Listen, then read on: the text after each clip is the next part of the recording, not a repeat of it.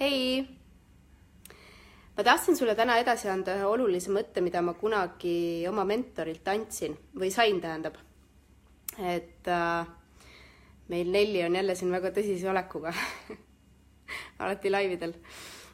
Aga igal juhul mu mõte oli see, et mina olen inimesena alati taotlenud põhimõtteliselt edukust. Ma olen alati mõelnud, et ma tahan olla edukas inimene ja ma olen seda aastaid ja aastaid endale kogu aeg sisendanud.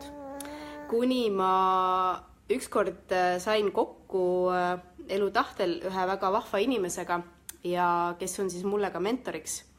Ja tema küsis mu käest sellise küsimuse, et mis asi see edu sinu jaoks üldse on? Mis see tähendab?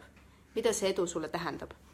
Ja ma ei olnud kunagi nii täpselt selle peale mõelnud. Ma mõtlesin küll, et edukas inimene, et kuna ma olen ettevõtteks ka tahtnud saada, et siis ta on kindlasti ettevõtja ja tal võiks olla palju, ütleme siis raha on ju, ja majanduslikult hea jälle ja nii edasi.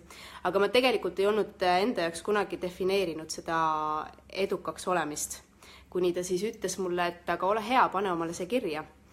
Ja ma läksin koju see õhtu, ma panin omale sellele kirja ja ma pärast seda kirjutust nii-öelda lugedes siis, kui ma hakkasin vaatama, et mis asi see siis minu jaoks on, siis ma taipasin, et ma tegelikult enda definitsiooni järgi juba olengi edukas inimene.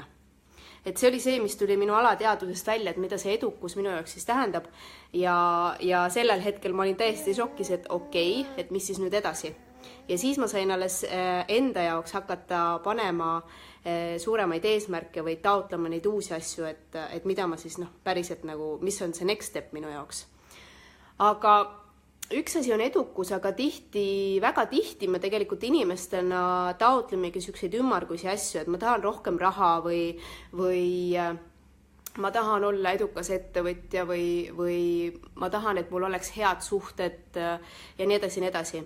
Aga minu soovitus, mis tuli siis minu mentorilt tegelikult, on see, et pane enda jaoks kirja, mis see täpselt on. Kui sa taotled rohkem raha, siis mis see rohkem raha sinu jaoks on? Või mida see veel parem, mida see raha sulle võimaldama peab?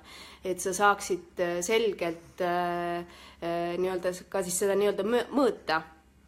Ja mida tähendab edukus või mida tähendab rohkem näiteks haritud olla või nii edasi.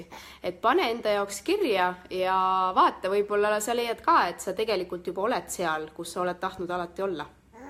Soovin sulle jõudu ja järgmise korrani. Tšau!